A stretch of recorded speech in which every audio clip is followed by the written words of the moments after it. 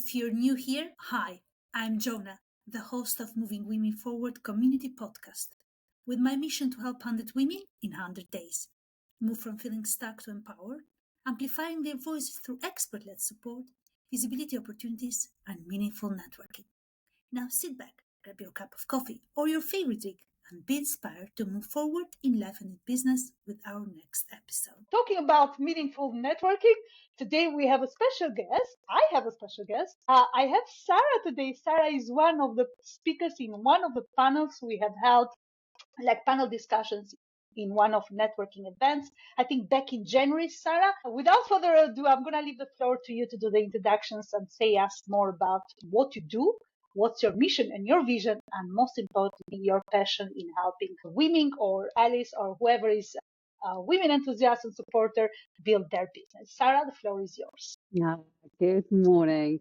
Thank you so much for having me on today. I'm so excited about this because I think we are united in our passion about supporting women and supporting women getting ahead and having their own platform to really shine. So my business is called Iconology. I'm Sarah Bennett Nash, the founder, and we really do this type of work. So we use podcasting as our conduit to help people find their stage. And I love podcasting so much because this is where the deep conversations happen, where you build trust and authority. So everything that we do in Iconology is really grounded in that whole piece around building trust and authority on behalf of our clients. And I think that's what we're going to talk about a lot today in terms of the frameworks we use in our business and how we help people find their platform to be able to get their message out there and have the impact that they're looking for. So we were talking earlier, a few minutes ago before streaming live today, we were talking with Sarah about moms and parents, or it doesn't matter moms, but I was thinking instead of moving forward community, I might throw in another community that's called Moving Moms Forward Yeah, community. moving mums forward. Don't we need that? I know, because we're stuck in our daily life, in daily routine, and we often forget how to turn our stories into a signal, right? So we want to send that message that draws people in the right place, in the right spot, in the right group, in the right room. So Sarah, tell us a bit more. How can we do that as moms, as parents, as women, as supporters, as enthusiasts? Doesn't matter. We're not going to label it. Well, I absolutely love this question because stories are the way that we really deeply connect with people. And that's where we build this commonality between us, where we realize we're not all so different. We're all building towards the same thing, essentially. And stories just bring us together to be able to do that. As a mum, I mean, we all have stories, right? We've just had half term and we've been juggling, building businesses, working, and the children, and it's all a lot. So there are so many connection points that bring us all together to share those types of stories. And I think that is really how we grow our communities. And ultimately, that's what we're looking to do, isn't it? It's to grow our communities, to really think about how many people that we can help and support along the way. Now, stories are really important to us at Iconology because we really ground everything through identifying those really unique stories that set you apart from everybody else, like what makes you different and what is going to help you connect with your audience. And that's really where it starts. We help people create their own story bank. And so you're never looking for the important stories that anchor you and your business and showcase what you can do. We have that story bank ready to go so you can reel them out at any possible opportunity. And so people will connect with that, and then it helps them really understand how they can work with you to really move a business forward, or whatever the bigger goal is. Quite frankly, stories are just foundationally important to everything that we do, and that's a lot of the work in terms of uncovering those stories and then putting them into a framework that really enables people to be able to connect with those stories and understand and help it feel relatable to your audience. That's a great approach, but So we always say, oh, my message is not working. I'm throwing in so much time. I've put effort. I've spent, I don't know, XYZ hours. Probably no one is tracking the time Mm, here, but it's a good way also to track, have a data insight on how it's working. Anyways, going back to the message. So people feel like, oh, I've put so much effort. I'm not getting anywhere. But why visibility is being seen such a challenge, such a difficult step? So why people are mm. so overwhelmed with? Yeah, I totally understand that because I think we've all gone through phases where we're just shouting into the void and nothing's really sticking. And it's often just because we haven't been brave enough to really narrow down who it is we're speaking to. And that is its fundamental basis, is that we try and speak to everyone. And in that process, we end up speaking to no one. And so the reason why stories are so important is because we connect with the story. And so in your process, let's say we're talking about social media, but in your process of putting things out on social media, try not to stress about it, because just know that everybody's been through this phase where some things work and some things don't work. And I think you just got to expect that a lot of what you do, particularly at the start, will fail, and be okay with that. But then once you do start finding the things that are connecting with people, which is going to be trial and error, then start doubling down on those things. And that's what we talk about in terms of that. We talk about this framework called the DJ content. So once you've found a song that everyone loves, then you don't need to keep reinventing the wheel. Use that song and then just remix it. And we see this all the time, don't we, in the music industry, that they recycle really massive hits that work. And that's the reason why they do it. It's because they've found the story, the tune, the thing that sticks with people, and it just keeps cycling back. Now, you're on a dance floor on New Year's Eve and the big tune comes in that you remember from all those years back, you are going to get involved. And this is no different on social media. So it's about identifying the stories which really connect with the one person that you're trying to talk to. Just find the one person, think about the problem you're trying to solve for them, and then just play around with it and see which stories stick. Now, I think I've put out, I should really understand the numbers around this, but I put out hundreds, if not thousands, of posts now on social media. And I know what works for my audience and I know what doesn't, because I'm measuring these things as we go along. Now, all of the big platforms now have insights and data that you can drill into. And in the industry we talk about beta testing, don't we? So you just then go in and beta test everything. So the fundamental basics of putting out any post on social media is that you want to have a strong hook. You want to stop people from scrolling immediately. So get the strong hook, then put in your content and the details that you know are going to really resonate with people, and then just focus on bringing as much value to that person as you possibly can do. Think about how you can help that person the most, and then just give them that gift of what it is that they're looking for. Once you've found your formula, then you can just sort of relax about it a little bit and then just keep recycling the things that really work. And that's fundamentally, as it's as simple as it sounds, that's exactly what we do on a daily basis with clients. Right. So I think you also touched on some practical steps that Mm. women or advocates can take today in terms of helping them to move from stuck to empowered, really. But what is this about empowerment, right? Is this empowerment connected with your story? Is your story making you empowered, or the other way around? So it's like the egg and the chicken, right? Which one comes Mm. first, Sarah? What is your point of view? Well, I think people see passion, don't they? So I think it has to come from you. And, women is obviously, I've lived this story my whole entire life. I've worked in industries where it is a sea of men, and I think it is definitely getting better. We are seeing the shift, although it's very slow. But we've grown up with this throughout our whole entire careers. For me, it's 20 plus years. And I think 10 years in, you just snap and you're just like, right, I'm absolutely sick of this now. So I've got to make this happen. I've got to make this change. And that's when all the passion comes through. Now, everywhere I've ever worked, I've always joined communities. So I've always joined the Women's Network or the equivalent. And in some cases, I've headed up the Women's Network because I've been so passionate about it. And I've actually also left organizations because they've put up a good PR spin on it and actually not really done what they said they were going to do.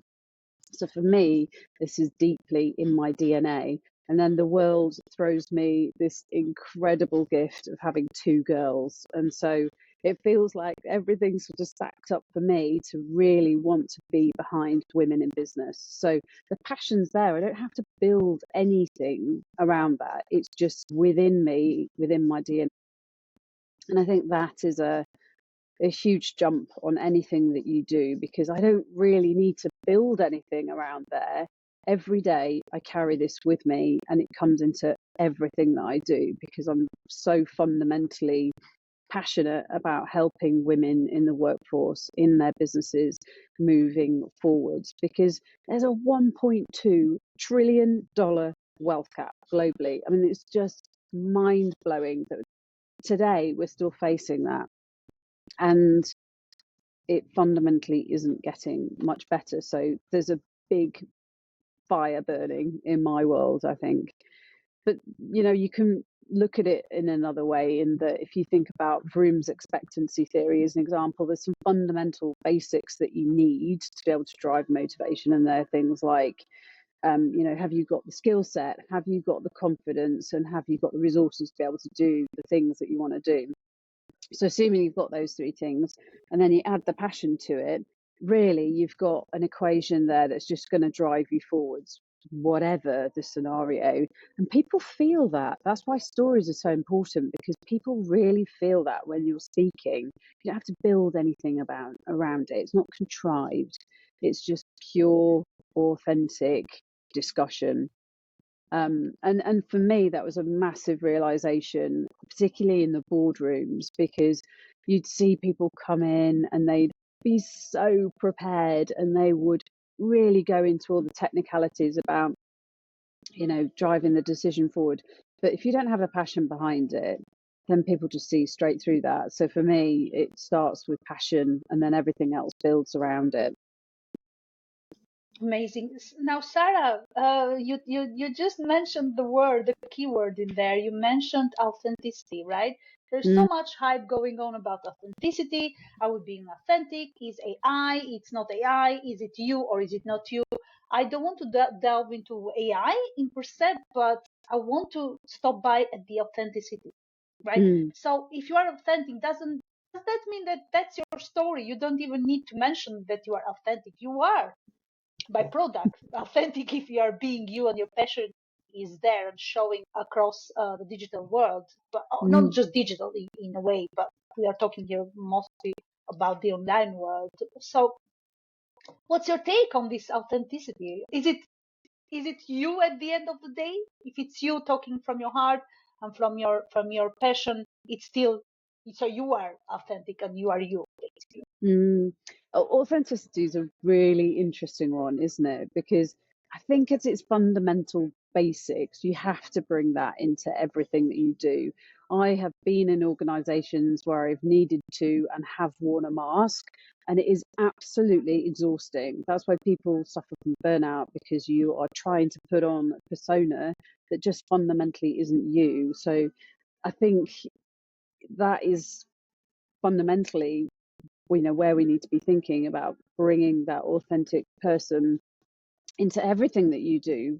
But there is a but here, because I can't always turn up authentically for my clients, as an example. So if I'm having a particularly bad day, I haven't slept the night before, there's been a number of disturbances in the night, whatever it might be, I still have to show up and deliver the best for my clients. So in that type of circumstance, can I be authentically me in that moment? Arguably not, because I'm knackered and I just haven't, I don't want to bring all of that drama into their world. I want to be what they need in that moment. So I think it's a balance across both. Be yourself, but in the moments that need it, you do actually have to switch on something extra special, I think. And that's why I go back to passion, because for me, in that moment, in the example I've just used, my passion drives me through because I'm doing the best for my client in that particular moment. So I think it is a bit of a balance of both.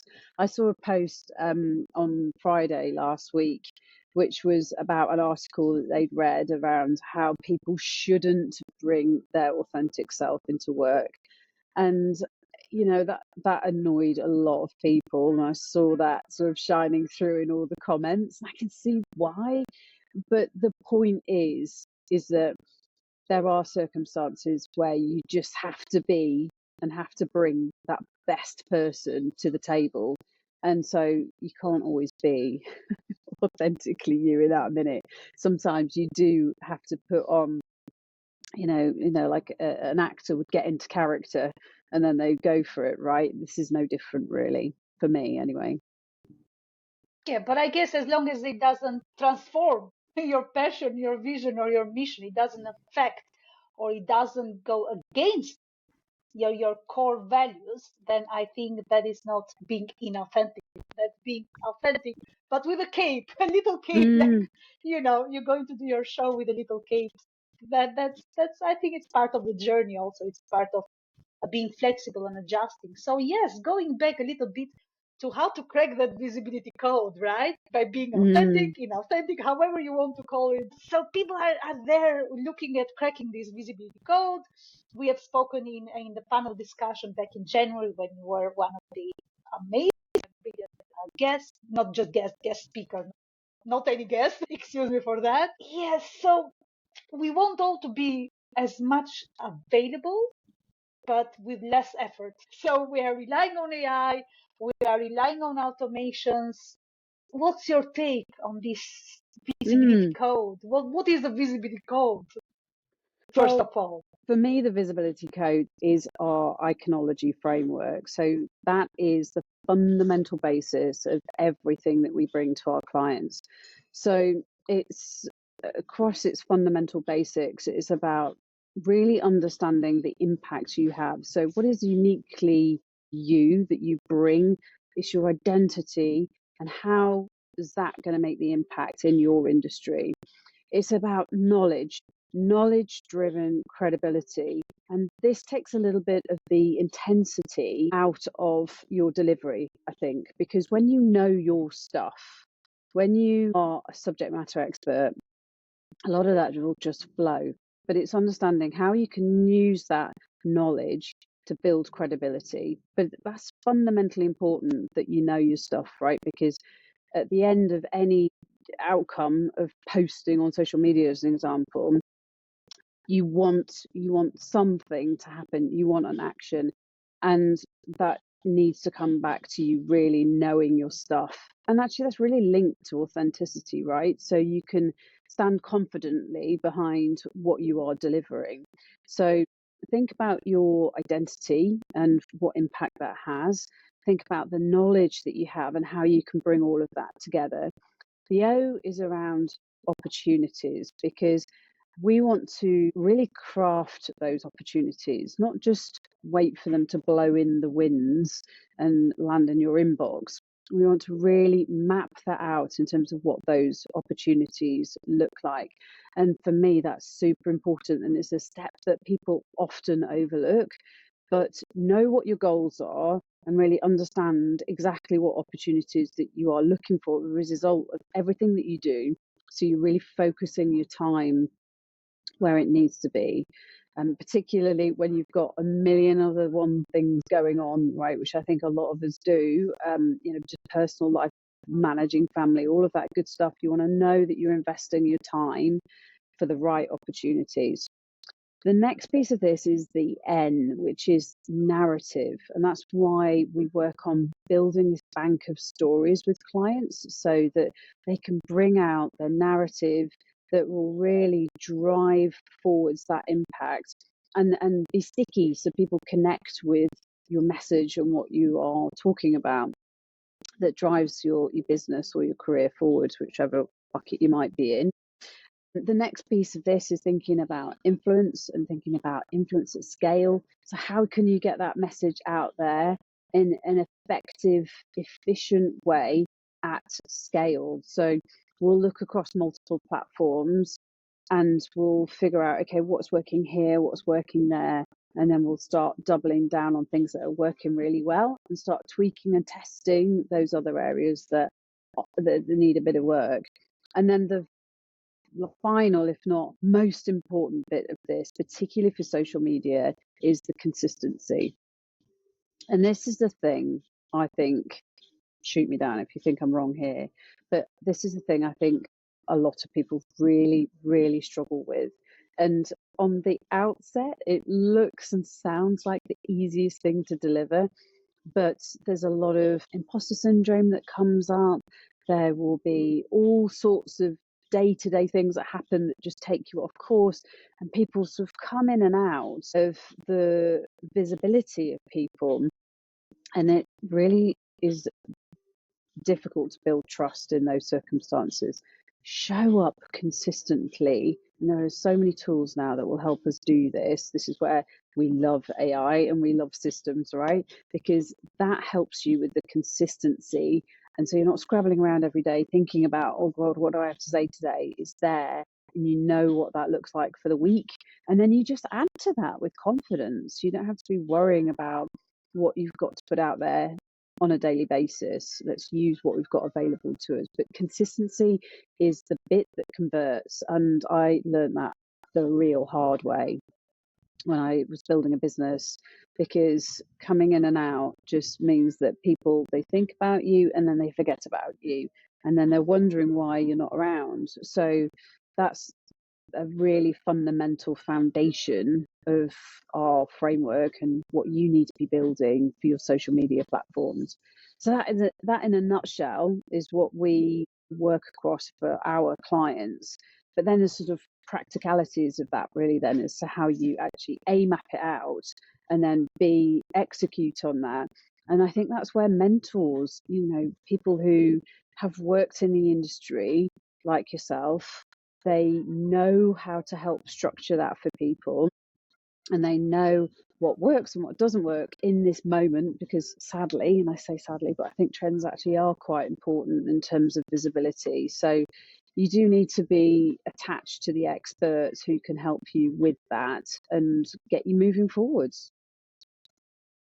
Absolutely. That's amazing explanation, Sarah, and you've given so much insights on ways to do that and steps to take in building that consistency throughout your messaging.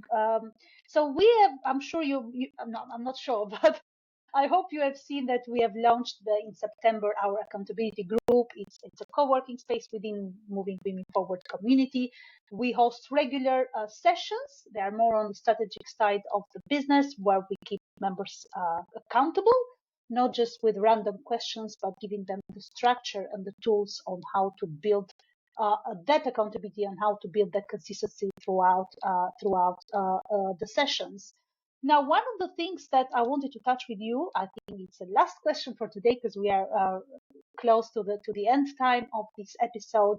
It's about accountability. Do you think that someone or somewhere we all need someone to keep us accountable? We all need that body support, be it a community in a larger scale, or be it a group of friends, or be it a family member, or obviously the expert in this case that we are talking about.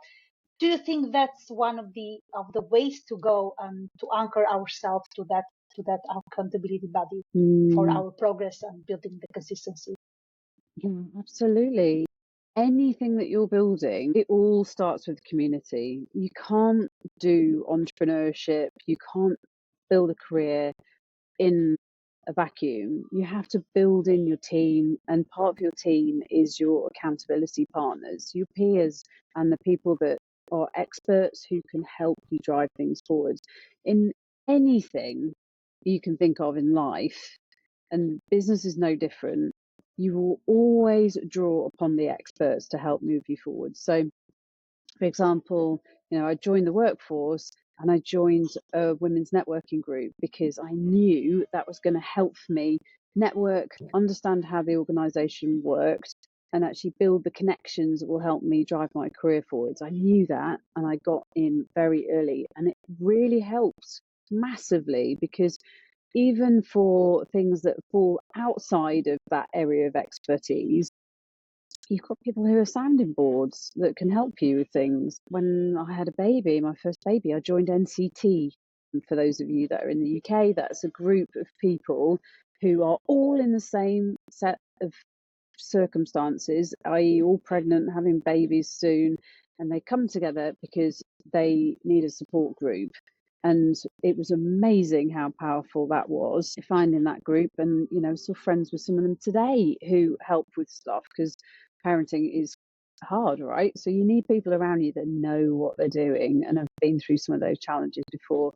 And accountability is so fundamentally important.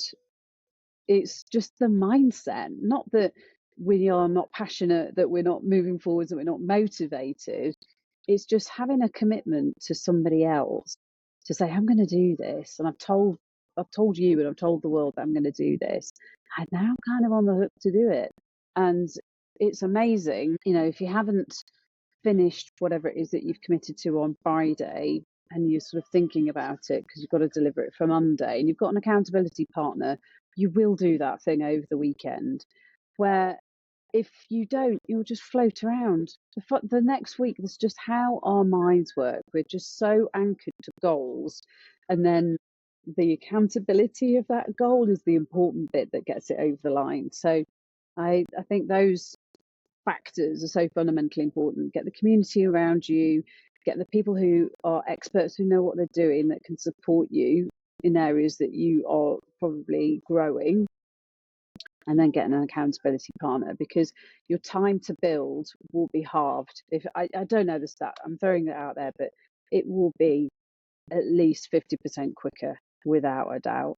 And it's just nice, isn't it? Having someone around that's got your back. It just is a great way. I've met a lot of friends through this type of community, whether it's informal or formal, just people who I know that can help. And the days that I'm having a bad day, I can pick up the phone and go, what do you think about this? Can you help me out? And that is just so powerful. It's the drive, it's the push that you need, Yeah, basically, to get you definitely. going. Amazing. Definitely. Sarah, so we are at the end of the episode. Please tell the audience, I'm sure most of them would know how to get in touch with you, but when we do the streaming across podcasting platforms, please tell the audience where to find you and if you're running any workshop or any webinar or anything that you're running for the time being. Thanks so much. I really appreciate that. So you can absolutely contact me through LinkedIn. I'm a LinkedIn gal. It is an incredible platform. So definitely drop me a LinkedIn DM and we can always follow up on there. We have so many events coming through in iconology. Our major event will be in March next year, which is our showcase, which we're partnering with people in our industry, in the personal branding industry. But contact me on LinkedIn is the main place and we can absolutely connect. If you are looking to be a guest on a podcast as a great example, then we are definitely the people to reach out to because we are experts in that arena and we can help you push your visibility forwards through podcasting and getting your message out there so you can have that impact that you're looking for. Thanks so much, Yana. Fantastic. Thank you so much, Sarah, for being an amazing powerhouse guest